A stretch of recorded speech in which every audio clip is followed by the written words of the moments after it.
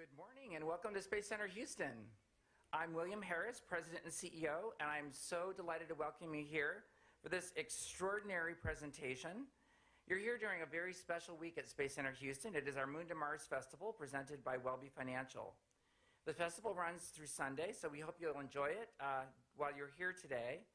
And we invite you to be part of this very, very special celebration, recognizing our preparation to return to the moon and eventually send humans onto Mars. And we're very excited that you're here for this special presentation of NASA Presents the Artemis III Lunar Spacesuit. This is the first public event revealing the Artemis III Lunar Spacesuit. Thank you to our NASA and Axiom Space colleagues for selecting us as your host. Today's program is being streamed live on NASA TV, and so I want to extend a warm welcome to all of our online viewers. And we have some very special students from Space Center Houston's Explorer camps who are joining us today. Would you please all stand?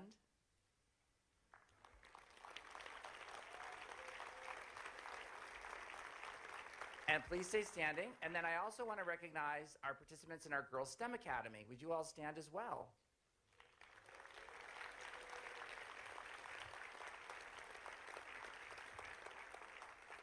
You are all the next generation of explorers. You'll have many opportunities in your career and your life choices. From an astronaut to an artist or a scientist or an engineer, you can do it. And everyone plays a vital role in advancing space exploration. So again, let's give them all a round of applause.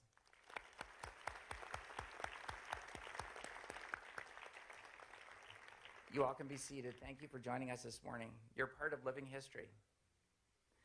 Now I'd like to introduce our speakers. We're honored to be joined by Bob Cabana, NASA Associate Administrator,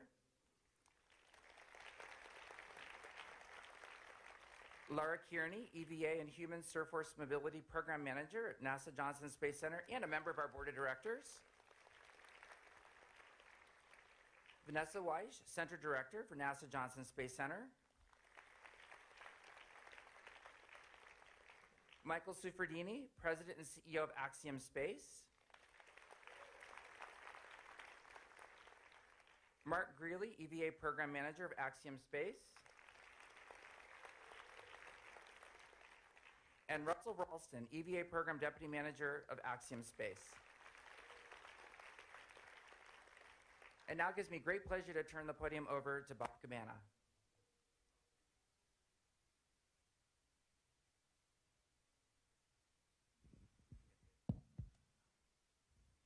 Thank you, William, and thank you to Space Center Houston for hosting this event today. It's really great to be here with Axiom for this event, Mike. You know, when I look back on the Apollo program, when all of us look back, we look at those iconic images of the technology that enabled the astronauts to make those first steps on the moon, their spacesuit. And now we're developing a spacesuit for a new generation, the Artemis generation, the generation that's going to take us back to the moon and on to Mars. And it is going to be so exciting. When that first woman steps down on the surface of the moon on Artemis III, she's going to be wearing an Axiom spacesuit. So we're going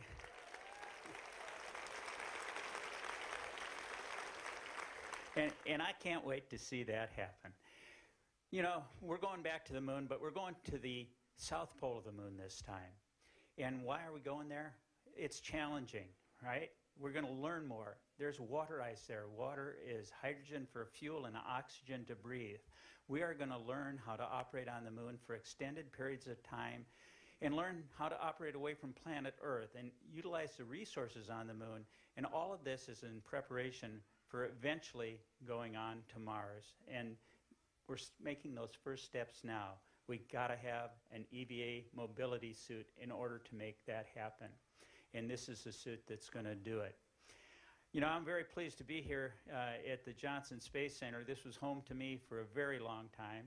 And one of the prides of the Johnson Space Center is the EVA Surface Mobility Program that's here. And it's my pleasure now to turn this over to the director of the Johnson Space Center, Vanessa Weiss. Vanessa?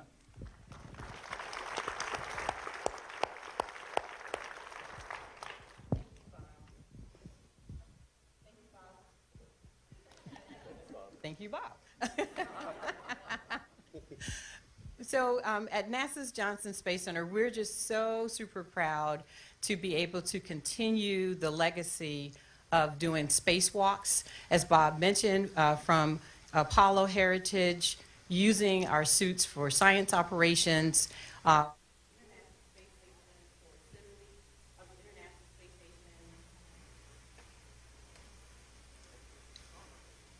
assembly of the International Space Station, and operations and maintenance that's ongoing. And now we're looking forward for our return to the moon and using our suits for doing science operations on the lunar surface. At Johnson Space Center, we have been working doing technology development in-house with our engineers and our operators on design for an exploration suit. We have provided all of that technology, all of the drawings, all of the data, all of the test results for the community. And Axiom Space will be one of the companies that is going to take that and make us new suits. We have not had a new suit since the suits that we designed for the space shuttle. And those suits are currently in use on the space station. So 40 years, we've been using the same suit based on that technology. And now today, Axiom is going to innovate. They're going to take what NASA has provided in, from the testing that we've done, and they will now take and come up with more functionality, more performance, more capability, and we're very excited about what's going to be happening. At NASA's Johnson Space Center, we are proud to partner. We will be working together. We'll provide our expertise. We're going to provide all of our facilities, and we will be working together to make sure that we have a safe suit that performs and does everything that our astronauts need for doing surface operations. So we're looking forward to the things that Axiom is doing, and I want to thank the Axiom team. I want to thank the NASA and all of our teams that work together to make this happen. Thank you.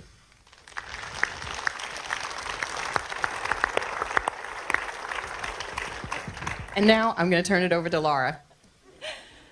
Hi, good morning.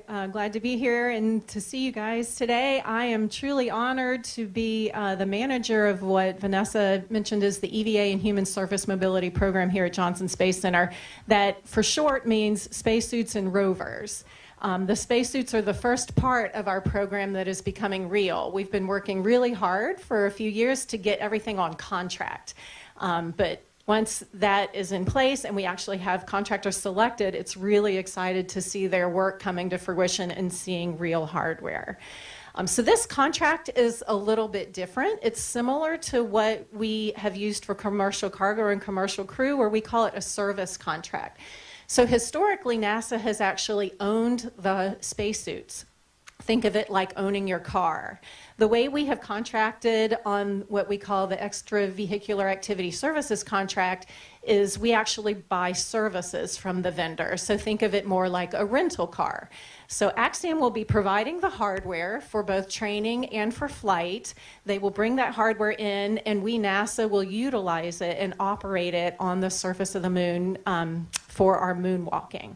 So NASA will actually be in the role still of mission control and making the mission authority, mission execution decisions, but Axiom's going to be right there with us, making sure that suit is safe as we have our astronauts walking on the surface of the moon. So this suit, we have a lot of tough requirements on it, so these guys have their work cut out for them.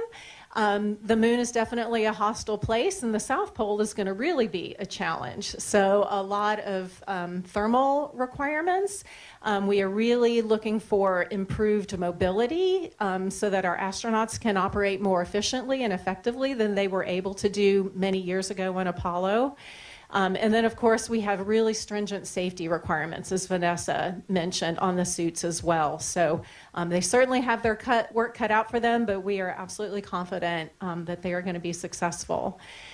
So our role as NASA is, as Vanessa said, to make sure that all of our expertise and our data and our facilities are made available to them. And then we will be in there hand in hand with them, helping make sure that they are successful, bringing all of our knowledge to the table, all of our experience, along with our friends from the crew office, just providing them our expertise and advice and guidance as they go forward. So super excited to have Mark and Russell and their team, and really looking forward to a few years from now when we see that first Axiom boot print on the moon.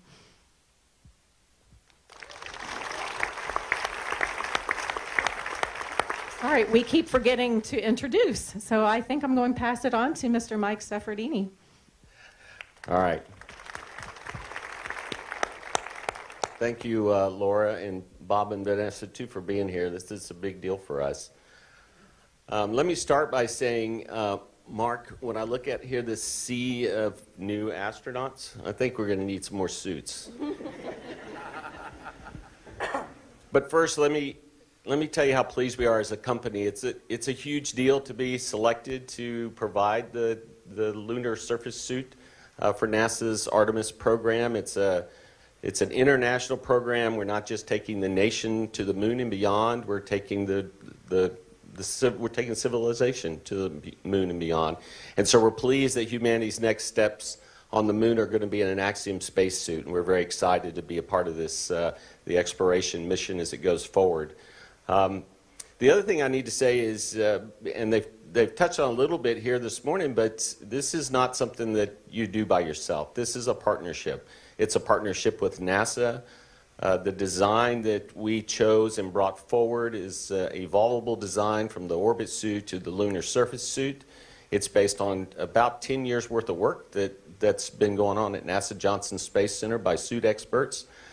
And we're happy to have all of that expertise and that work done. I think when it's all said and done, about 50% of the suit will be based on the original design done by NASA, and probably the other 50% will be the work that this team sitting in the auditorium will do. So that's first and very, very important. And as Laura said, this is a critical system. It's like, we all get nervous on launch day. Well, when you do an EVA, it's a significant challenge. And so it's very important that you have very strict safety guidelines and a suit that will provide the redundancy and the reliability you need to make sure every time a human steps foot on the moon, that they'll be able to do what they need to safely and get back and be ready for the next mission. So for a second, though, I want to take a moment to acknowledge the Axiom team, which is, as far as I can tell, nobody's working on suit today because they're all here. But could you guys stand up and be recognized? This is the Axiom Space team.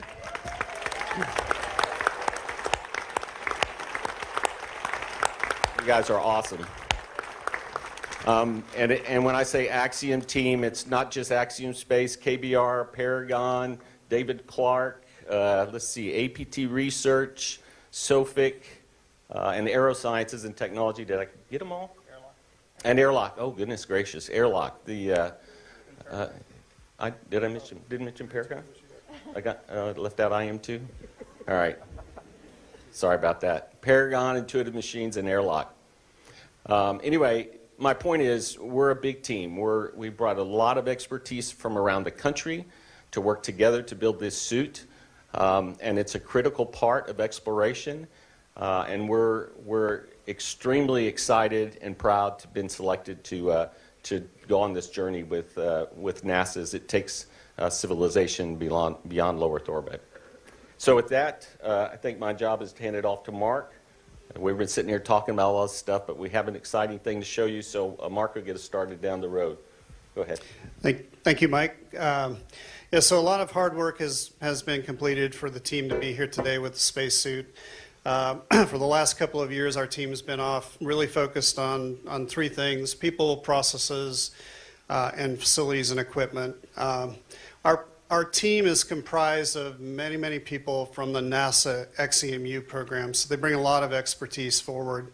A lot of our team has worked multiple EVA programs. And then we leveraged industry, automotive, oil and gas, the theater arts, and even design from some of the I'm sorry, I lost my words.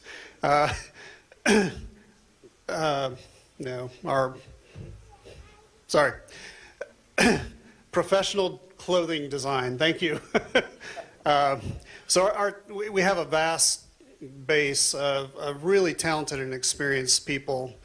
Our processes, you combine all that with Axiom's agile development process, and the team's able to move extremely fast. But in a very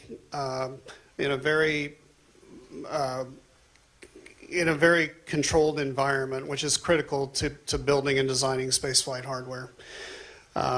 You couple that with using NASA's XEMU technologies, and it just makes the team's performance even greater for success. Axiom has a number of facilities. The most recent facility we have just populated or moved into is the EVA program facility. So the team's very excited about that. We vertically integrated all the team members and Axiom under one roof. And we're about to open our state-of-the-art labs. We've been working in temporary space, which has been very accommodating. But we'll have everything we need to design, manufacture spacesuits for the lunar surface and for Axiom's space station. And with that, I just want to thank the EVA team on behalf of Russell and I. Thank you so much for all of your hard work. We thank your families for standing by as the teams work long hours sometimes. And we'd also like to thank Laura, Chris, Jesse, Ben. We appreciate all the collaboration with you and your team. The insight and collaboration has gone exceptionally well, and you guys are a big part of our success as well. Thank you. I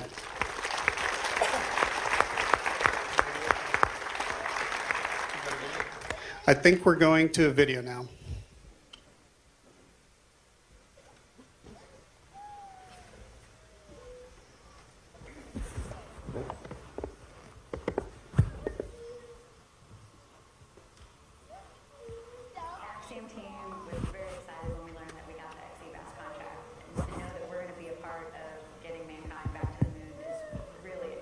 The suits introduced today were developed several decades ago. Originally, they were developed for the space shuttle, and they're used in the International Space Station today. But if we want to go back to the moon, then we need a new spacesuit. Spacesuit design has been really evolutionary for decades, and we're kind of taking a larger leap. We're changing it so it's dust tolerant, so that you can walk far distances, that you can help if your fellow crew member is incapacitated, the ability to bring them back with you. So all these updates were more of a revolution than an evolution of the current design. I'm excited by some of the really new developments in technology that have been added in, and I think it's going to be a great suit. It is an unbelievable amount of effort, from seamstresses to requirement specialists to engineers, managers. You have a range of skill sets, and everyone is so proud to be doing what they're doing. It's like a little bit of each of us is going up there with the astronauts, and a little bit of our mentors, a little bit of our family. Like it's more than just ourselves, right? It's everyone before us and everyone after us. So that's you can definitely feel it. That gives you goosebumps, right? Like, that is, it hasn't sunk in yet, and I don't know if it will ever sink in. Even when it's happening and you're looking at the moon, and you're like, there's someone on the moon in an Axiom suit, like, that is the dream.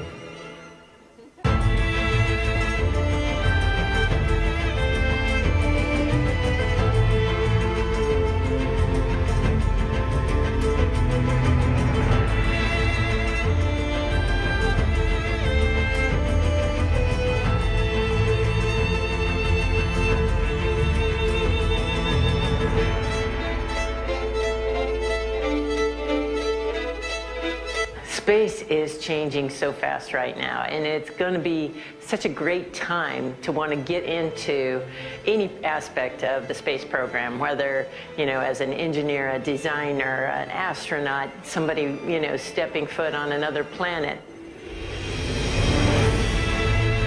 And now the moment you've all been waiting for.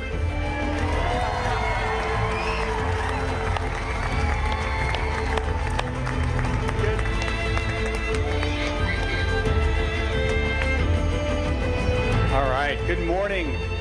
My name is Russell Ralston. I'm the Deputy Program Manager of EVA at Axiom Space. in the suit here this morning is Jim Stein. Jim is an extraordinary engineer. He's our chief engineer on our team. So we gave him the honors. Yeah, go ahead. We gave Jim the honors of demonstrating the suit this morning. I'm going to give him this little walking staff here. We are in Earth gravity. We're not on the moon, if anybody doesn't know. On the moon, the gravity is about 1/6 of what it is here. So just in case Jim loses his balance, for safety reasons, we want him to have that. So I'm going to talk through the suit design just very briefly. And as I do that, Jim's going to perform some different actions, mobility, to demonstrate the mobility of the suit.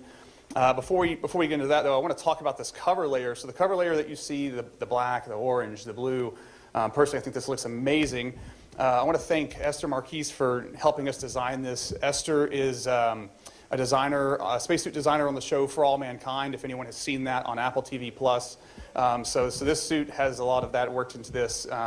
One of the differences between this suit and the suit that will be on the moon is that the moon suit will mostly be white. So we'll replace all the black with white. And that's really for thermal reasons, so didn't want anybody to get that mixed up. But other than that, I think this is just a fantastic, fantastic looking suit. So let me go top to bottom here and just describe the suit overall. So we'll start with the light band. I think you guys saw the lights as Jim walked out on stage. The light band is mounted to the visor assembly and to the helmet bubble. And this essentially gives the astronauts lights to see where they're in shaded portions of the moon, or if they're in low Earth orbit. In a night pass, they can turn on these lights to see using tools or translating on the space station or anything like that. We also have on the side here, we have a HD video camera. So those of us back on Spaceship Earth watching the EVA will be able to watch it in high definition, which will be a fantastic upgrade, I think, from current day technology. All of this is mounted on the helmet bubble, which is mounted to what we call, in this configuration of our suit, the hard upper torso. So the hard upper torso goes roughly from Jim's waist up to the top. And this is kind of the core structure of the suit. It's what we attach everything to. So the arms, I'll talk about the backpack in a minute. So yeah, if Jim wants to demonstrate some of the arm mobility here, this really just provides us, again, some structure to mount things to. Each of the arms have a variety of mobility joints and elements that we've designed at Axiom, including the gloves. The gloves are a critical part of the suit design, especially for microgravity EVAs, where you're using them for hours at a time to translate, to operate tools, to fix things to the suit, and so on. So we put a ton of effort into those gloves, pretty proud of where they're at, and are confident those are going to perform very well. If Jim turns to the side here, some people may be wondering, hey, how do you even get in this suit? There's a hatch on the back, actually. You can see two hinges here. So this suit's a little bit different than the suits of kind of today that's used on the space station. So this is called a rear entry design or a back entry design. This hatch would open up. You would put your feet in, put your arms in, and then kind of shimmy down into the suit, and then we would close the hatch. Mounted to the hatch is this box, affectionately known as the backpack. We call it the portable life support system. So inside of this box are all the parts and the components to kind of keep you alive while you're doing EVA. You can think of it as like a very fancy scuba tank and air conditioner kind of combined into one. So on the lower torso, so let's start kind of from the waist going down to the boots. I'll let Jim do some squats and lunges and just show off some of the mobility that the suit has and demonstrate some different movements. There's a variety of joints that we've put as well into the lower torso assembly, and this is going to be a huge improvement over the Apollo suits. The Apollo suits didn't have many of these types of joints that we've put in this suit, so the astronauts will be more comfortable, have an easier time walking, performing tasks, getting down to pick up a rock or something like that, or use a geology tool. And then the other thing that, yeah, that's a great demonstration there by Jim. The other thing I wanted to touch on is the boots. The boots are critical part of the suit, especially for the Artemis III mission and missions to the South Pole of the moon. We'll be entering regions called permanently shadowed regions. These are regions of the moon that never see sunlight, and they're very, very cold. And so it's very important that we insulate the boots appropriately to keep the astronauts' feet comfortable during the EVA. That's a portion of the design. There's as Mr. Suffredini mentioned, there's many portions of this design that we've kind of adopted from XEMU and are continuing to refine. That's an excellent portion. The XEMU team did a tremendous job, and a lot of our teammates did a tremendous job designing those boots. So we're taking those forward and refining them to flight. Those are really a key aspect of the suit. I think I've covered everything pretty quickly here at a high level. I don't think I've missed anything here. So I know we've got some questions and answers that we want to go to, but before we do that, I'd love to introduce our Director of Human Space Flight and the upcoming commander of AX-2 mission to the International Space Station, Peggy Whitson. Peggy has spent a lot of time in spacesuits, so welcome. I'm so excited to be here today. This is a great example of what innovation can do. This is going to be such a much more flexible suit, and the range of motion is really going to improve the astronauts' ability to do all those tasks that they're going to do while they're out exploring on the lunar surface and eventually on Mars. That would be so special. And we are here today actually because of this young group of people here that are here for the Moon to Mars Festival. We think that it's really important that we get you guys started on your spaceflight training.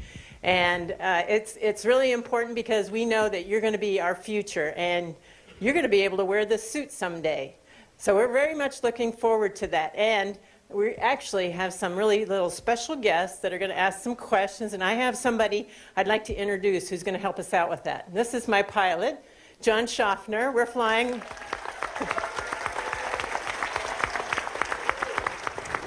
We're flying on the Axiom 2 mission that's going to the International Space Station in a few months. And John is here to help me out and get some young people up here to chat with you and ask a few questions about this suit. Here we go. Well, I have the extreme pleasure of talking to myself in the past. I had an astronaut in me since I was 10.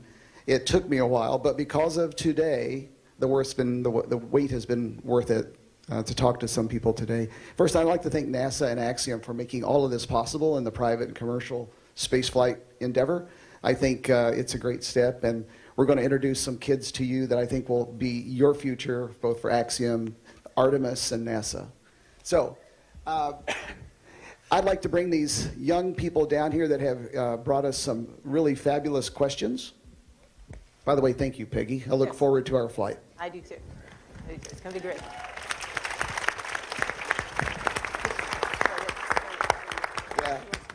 Yeah. Looking good. Come on over here, huh?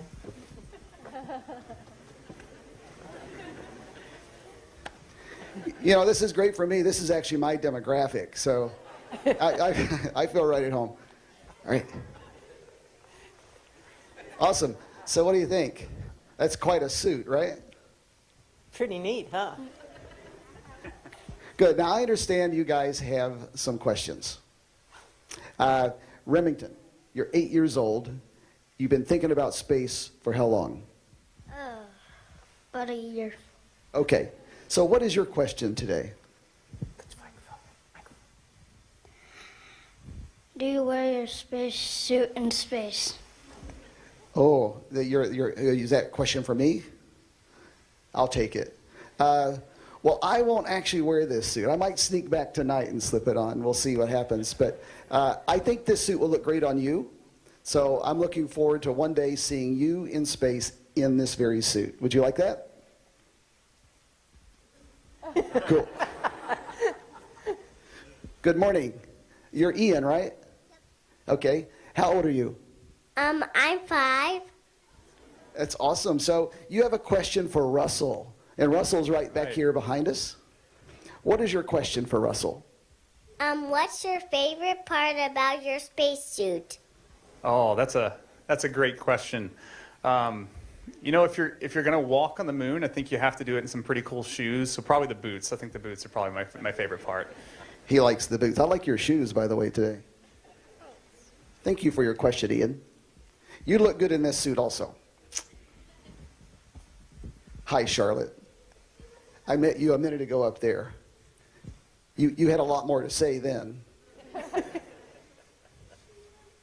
What?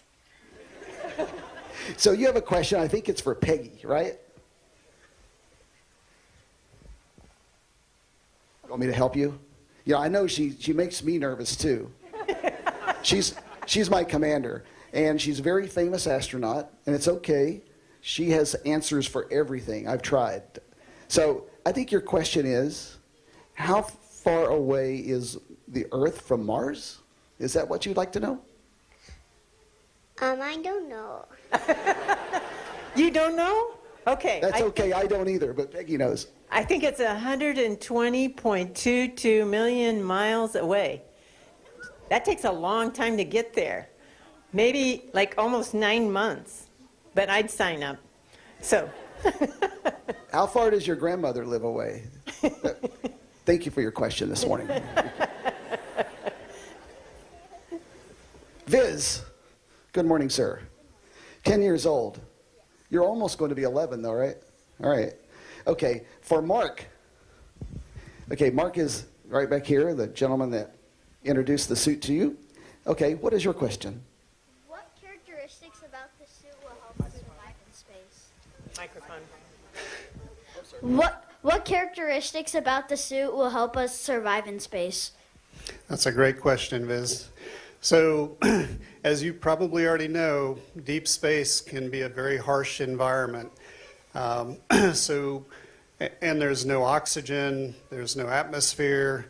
So when we design our suit, we have to make sure it can keep you warm, it can cool you, there's oxygen for you to breathe, and even food and water. So those are all very important aspects of our new spacesuit. All right, you've got it from the top. Thank you. Remington, back to you. You had another question. This one I think was for Russell. Is that right? I'll take it. Okay. Okay, we're working on it. We're almost there. How long can you live in space? How long can you live in space? That's a great question. So we've had people, or NASA has had people as an agency on this International Space Station for over 20 years. Some of those individuals have stayed on the space station for over a year at a time, but we don't actually know how long. So we need to keep exploring, need to keep building space stations and going back to space to figure out answers to questions just like that. That's long enough for me. Great job. Thank you. Jane, over to you in the pink. Okay, you have a question for Peggy. I have questions for her too, but how about you first? What is your question? How many times can you go on a space mission as an astronaut?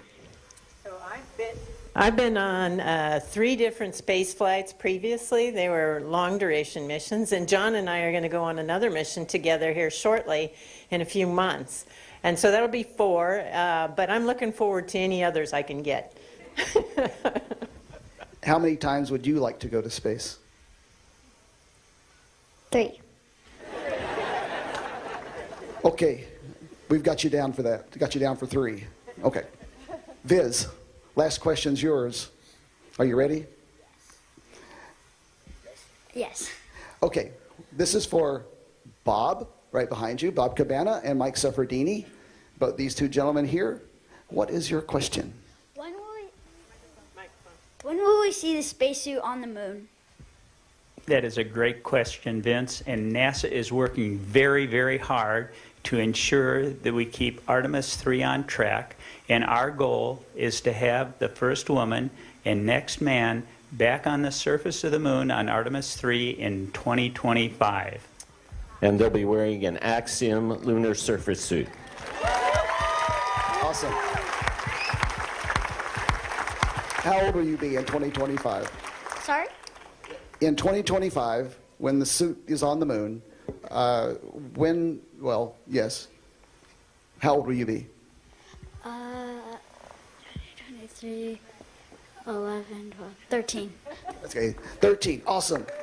The Artemis generation, thank you very much. And we'll see you guys in class.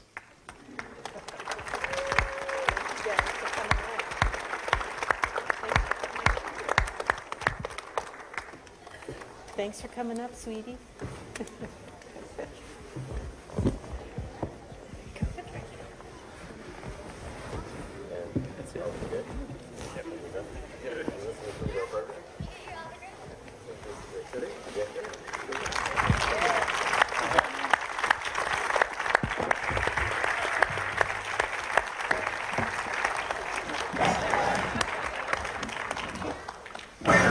Wow, that is super cool. Isn't it exciting? Let's do another round of applause for everyone. This is so exciting to be part of this.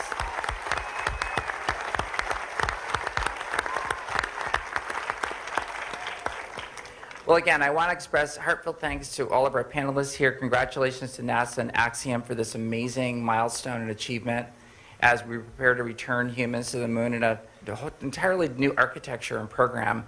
And we can't wait for that day when we have the first woman and person of color and other astronauts step on the surface of the moon and really begin a whole new phase of adventure and science and exploration. So with that, that concludes today's program. Thank you for joining us. And I would like to invite members of the media to come to the front for a closer conversation. And we look forward to having all of you join us at the Moon to Mars Festival here at Space Center Houston. Again, it runs through Sunday of this week with live entertainment on Thursday, Friday, and Saturday night and Sunday afternoon. Again, thank you for joining us.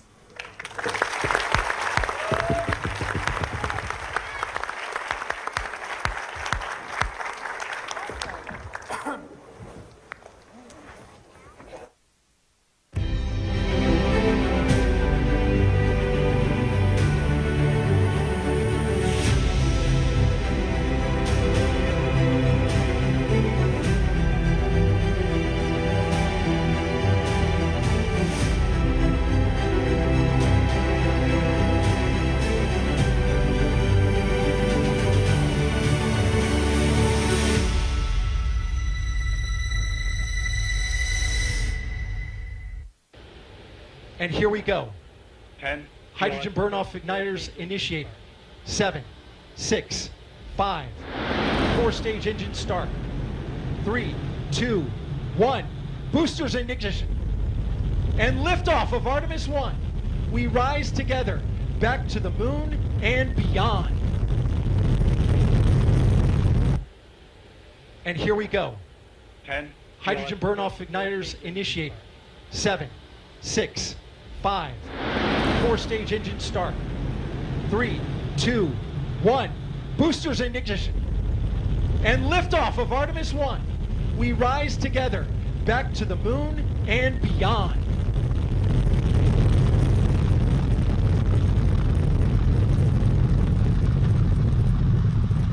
All 4 RS-25 engines on the core stage and 2 solid rocket boosters now propelling the vehicle at 128 miles per hour.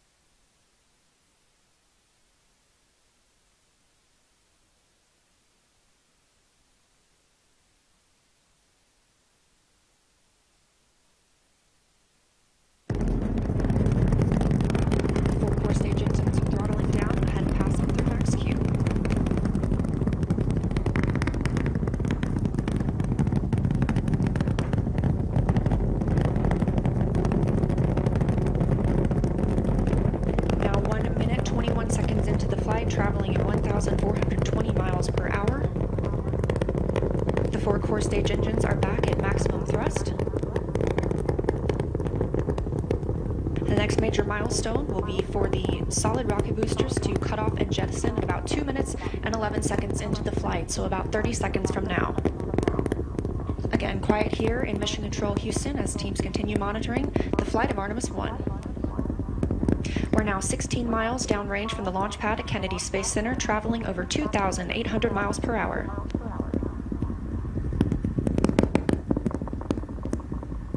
Standing by for solid rocket booster jettison and shortly thereafter.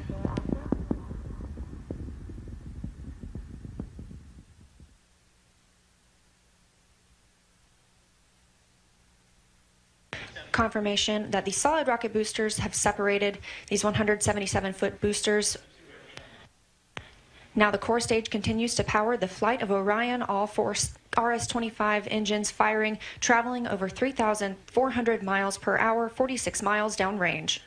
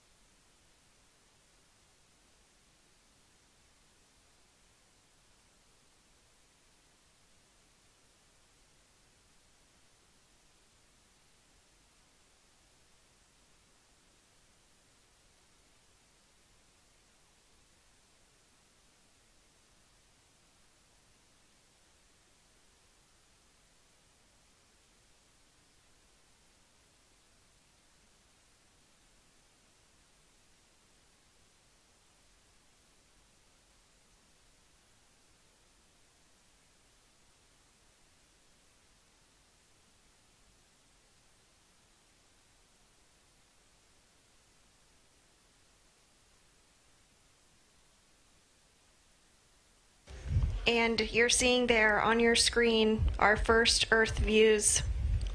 This view of Earth captured from a human-rated spacecraft not seen since 1972 during the final Apollo mission some 50 years ago.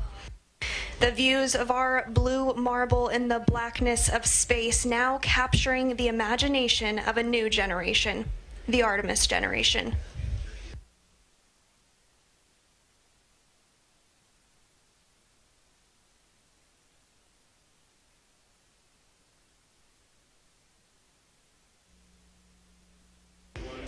At 6:44 a.m. Central, just about 9 minutes and 30 seconds ago, commands were sent for the outbound powered flyby burn to occur with the Orbital Maneuvering System engine, or OMS engine, on board Orion, which sends Orion close enough to the lunar surface to leverage the moon's gravitational force and swing the spacecraft once around the moon toward entry into distant retrograde orbit. Following this, Orion will remain in the distant retrograde orbit for 1/2 elliptical orbit around the moon, which will last about 6 days.